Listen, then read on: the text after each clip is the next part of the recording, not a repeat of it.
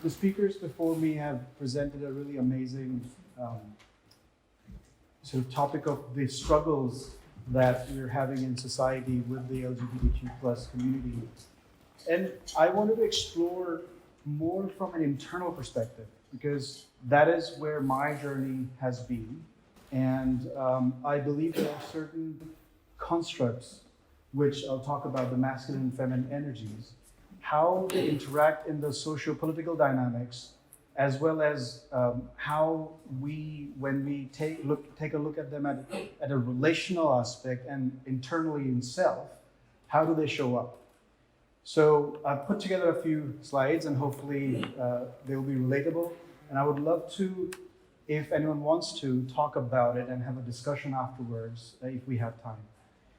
So when I was looking through this topic, I did what any normal person would do. I went to the internet and I looked at, okay, what are people talking about when we talk about masculine and feminine energies, or just concepts and dynamic? And I came across, and I do a lot of work which brings out the topics that Carl Jung talked about. And Carl Jung talks about masculine and feminine as aspects of ourselves that we are, from a psychology perspective, that as men and women, we all have masculine and feminine energies. Now, the thing that Carl Jung often is criticized about is, he says that men are mostly masculine and women are mostly feminine, but we all have the other aspects in us. So I quite enjoy that concept, that what makes us whole is this a set of attributes that are attributes that are masculine and attributes that are feminine, and what makes us whole is a combination of those two. So I looked at it from a spiritual perspective. So I'm a Hindu. Well, this is Eastern religion, yin yang. Now, yin yang is all about masculine and feminine. Now, yang is sky. It has the attributes of openness, dry, while yin is more earthy. It has the attributes of more water-like, more hydration, and more earthy elements. Then I looked at my own religion, Hinduism, and yogic tradition. Now, in yogic tradition and Hinduism, we have a lot of mythology, and we talk about gods and goddesses. But there's a concept of Ardhanarishwar. And what that means is that Shiva, who is the embodiment of masculinity, and Shakti, which is the embodiment of femininity, they together create a whole. It's the unity of Shiva and Shakti that is inside all of us that makes us whole human beings. Similarly, there are other spiritual and religious concepts when we look at Buddhism. Now, in Buddhism, we talk about brain, the left hemisphere and the right hemisphere of the brain, as masculine and feminine. And the left hemisphere has certain attributes, and the right hemisphere has certain attributes, and together we make a whole individual. Similarly, in Mayan culture was all about looking at the world as feminine and masculine energies. Now, this is all quite fascinating, in our ancient culture, in our spirituality and religions, when we look at masculine and feminine, they are part of the whole. Like, masculine is not complete without the feminine, and feminine is not complete without the masculine. They're all inside of us. Then why do we have these issues in our culture? Because when I talk to people, what I hear is masculine equals men and feminine equals women. And especially when I talk to my friends who are in LGBTQ plus community, there is quite often a trigger when we start talking about the masculine and feminine, as sort of, you might have masculine and feminine. There's always like, why do we have to have the terminology of masculine and feminine that go with this? So I did some more research on Google, and I found this. Now, feminine does mean, when you look at the dictionary, it does talk about feminine equals women and masculine equals men. So then I look at my own journey. What got me here and interested in these things? As Dan was talking about, my journey has been, I grew up in India in a very culturally conditioned environment where I was told that to be happy, I have to go on the path of success and achievement. You have to study in a certain way, you have to get a job, you have to add material things, you have to have a good relationship, and when you have all those things, when you've ticked all these boxes, you'll be happy. And I did that. For the first 15 years of my corporate career, I was married. So I had ticked all these boxes, and I wasn't really satisfied. I wasn't really feeling happy internally. There was this part at the back of my soul that felt that it was untouched. And that got me on this journey of why is that? And my relationship also broke down. So I also wanted to understand the human dynamics. For me, it was more about I want to understand women, to be honest. I thought I knew everything. So now the thing that's remained is I have to understand women, and I have to understand how relationships work and marriage work, and then I'll have that final tick box as well. So that led me on my own quest, my own personal journey of self-excavation. Someone asked me a long time ago, what do you want? And I couldn't answer that question. I thought of, okay, you want a relationship, you want some material things like a house, maybe a holiday home, a nice car, but beyond that, I couldn't say what I really wanted. That led me on a quest for about a year. I did a lot of personal growth work to really understand who I am. And when I was on this journey, people talked about feminine and masculine. And it didn't make sense to me. I was a really heady, rational corporate guy who needed direct answers. And people talked about feminine energy as some woo-woo stuff that is just like a feeling-based. What do you mean feeling-based? They said, oh, it's all about connection. Like, what do you mean connection? I don't know what you're actually saying. Logically and rationally, I couldn't understand what that meant.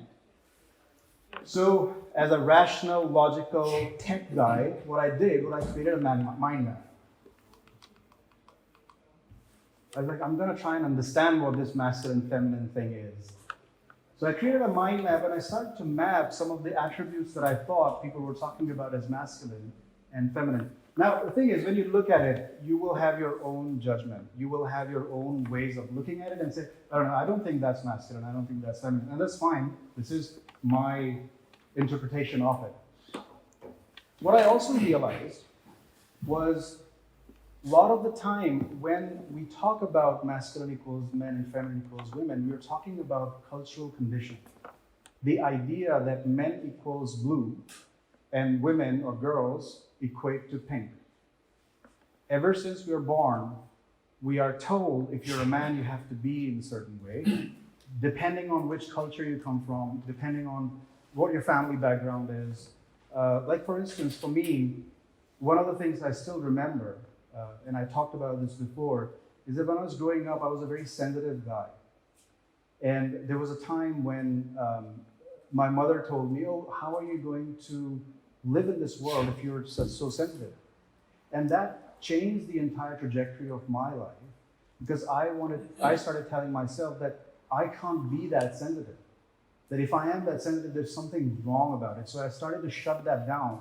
I was conditioning myself to be a man who is there to achieve things, and I was socially conditioning myself.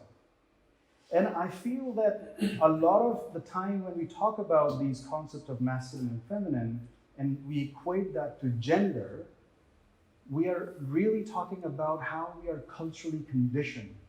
Not just in this lifetime, but I think we have a life, like a millennia of conditioning of what a man's role is supposed to be and a woman's role is supposed to be, and that equates to gender. And I think in the current day, that is all changing. So my thoughts are, how do we expand the idea of masculine and feminine to include that? Now, so in my own experience, what I have found, the way I now look at my own masculine and feminine, and when I work with people, I coach a lot of people, and I do a lot of relationship coaching. So when I look at it as traits, I look at it as energies, and I look at how people are conditioned in a certain way and how can we remove those conditioning. So there are certain things. So when I look at it, I think of my intuitive mind, that voice that's always there. You know, when you pay attention, when you're with yourself, that voice tells you, that guides you. We have that intuitive voice. I call that feminine. My rational, direct mind that is always focused on doing something, I call that masculine. And it's not that I'm inventing these things. I think these concepts have been out there.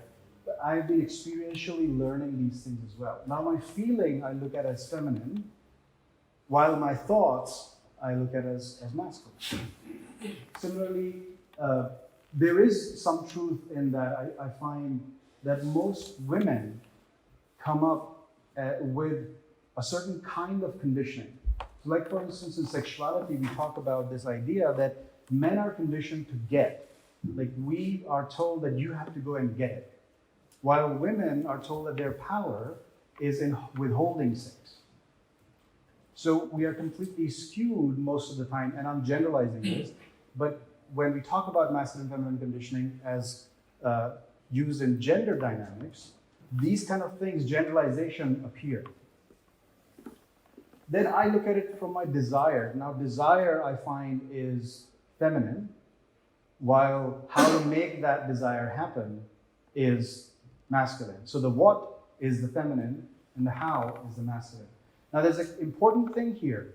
I find that as soon as we start talking about these things, we want to create a hierarchy. And if we create a hierarchy, it seems that feminine has won out. And because we are conditioned to think of feminine as women and masculine as men, what happens is straight away when I talk to people, they get triggered because they think I'm talking women are better than men.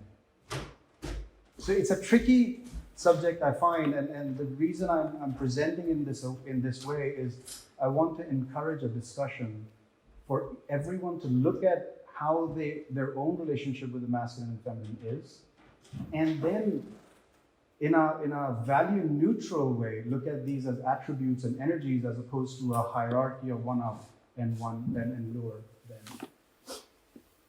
And no presentation like this can go without. I think this is Einstein's quote, but I got it on Facebook, so I don't know. The intuitive mind is a sacred gift, and rational mind is a faithful servant. So in this case, I look at intuitive mind as the feminine, and the faithful servant being the rational mind. Again, masculine and feminine. Feminine is higher than masculine in this sense, but not saying that women are better than men. The other last point I want to make here is I have found and I have experienced that masculine and feminine is a sliding scale. That if we all have these attributes, now if I'm at work, my focus is about making things happen, then I need more of my masculine attributes. But if I am in an intimate scenario where I need access to my feelings and my sensitivity, then I need access to my feminine attributes. So I look at this as a sliding scale, and the idea being that I want to be a master both at my masculine traits and my feminine traits, not at the cost of one or the other. Now, when I look at that, everything becomes inclusive. And I remove the gender aspect of it. It just becomes that I want to master these energies, I want to master these attributes inside of me, irrespective of gender. So in summary, these are ongoing questions for me, and these are ongoing questions, I think, for everyone here. That the first part is, do we have to remove the idea of masculine and feminine from gender, or is there a way that we can expand masculine and feminine to be across all genders? And if that is to happen, then how and why?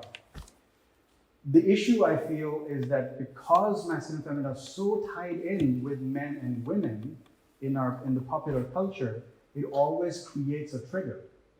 So there is an external reality and there is an internal reality. And I think this is a work that each and everyone has to do for themselves to find that answer. I do feel that it is a multidimensional point. That when we look at it from a socio-political perspective, masculine and feminine is about equality across all genders. And I think a lot of the presentations before have talked about the struggles we have in that. However, when we talk about it from a relational perspective and a self perspective, it is about differences between certain traits and certain energies, and that they are, masculine and feminine, are the opposite sides of the same coin, and we just cannot live without one or the other. Thank you.